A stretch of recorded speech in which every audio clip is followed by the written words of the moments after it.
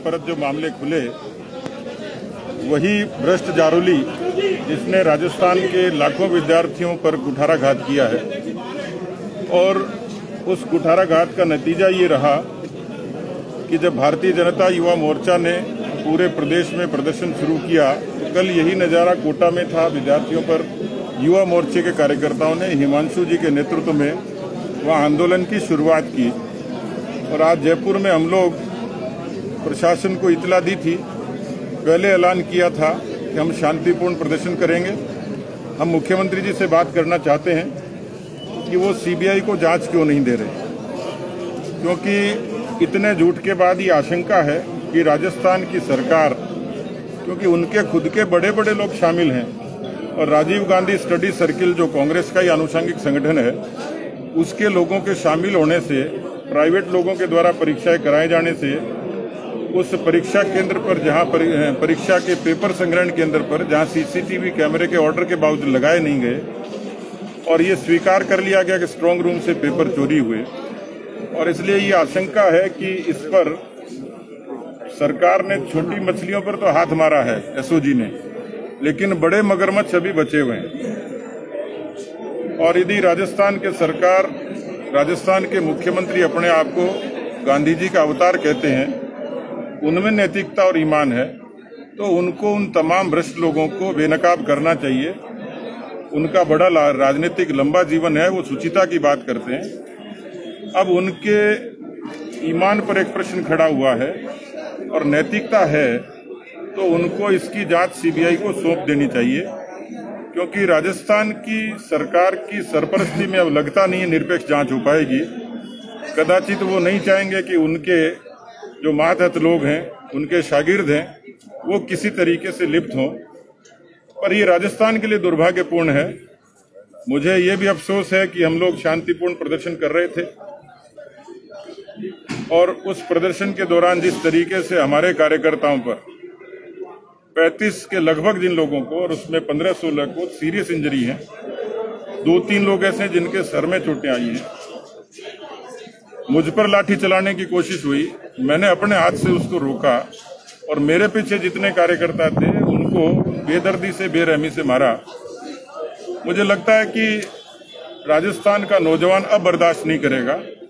जितनी वादा खिलाफी राजस्थान के बेरोजगार नौजवानों के साथ की है, भत्ते के नाम पे, संविदा के नियमितीकरण के नाम पे, लेकिन कोर्ट में खाज साबित हुआ ये रीट की परीक्षा, वो सियासी बयान दे रहे हैं कि जो रीट के विद्यार्थी पास होंगे उनके भविष्य का क्या होगा।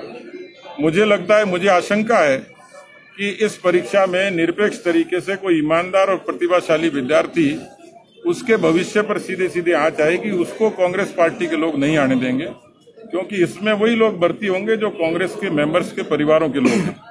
और ये पहली बार नहीं, इसके प्रमाण है। डोटासरा के रिश्तेदार जब आरपीएससी के जरिए सिलेक्ट हो सकते हैं, तो रीट को भी इन्होंने एक माध्यम बना लिया, और धीरे धीरे जितने खुलासे हो रहे हैं, मुझे लगता है कि अब एकमात्र उपाय रीट की परीक्षा की सीबीआई जांच है। भारतीय जनता युवा मोर्चा इस आंदोलन को सतत रखेगा।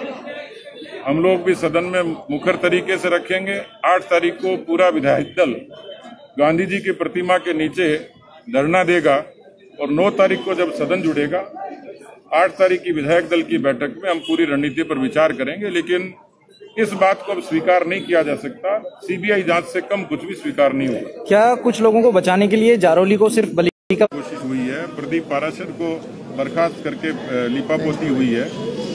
किसी निजी एजेंसी को इस तरीके से बेतरतीब तरीके से लापरवाही से, और बल्कि एक सुनियोजित षड्यंत्र दिखता है, और इसलिए मुझे लगता है कि मुख्यमंत्री को नैतिकता और ईमान है तो आगे आना चाहिए।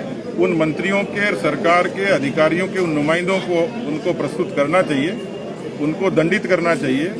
उनको योगी जी से सीख लेनी चाहिए कि इसमें जितने लोग इन्वॉल्व थे उनके घरों पर बुलडोजर चले, उन लोगों के खिलाफ रासुका में मुकदमे बने, और उन लोगों की संपत्तियां जब्त की जाएं, और उनको ज्यादा से ज्यादा कठोर दंड दिया जाए, क्योंकि इस परीक्षा से लाखों विद्यार्थियों का भविष्य जुड़ा था। बहुत सारे विद्यार्थी अवसाद में चले गए, बहुत सारे विद्यार्थी आत्महत्या को प्रेरित हुए, उन माँ बाप के सपनों को तोड़ा।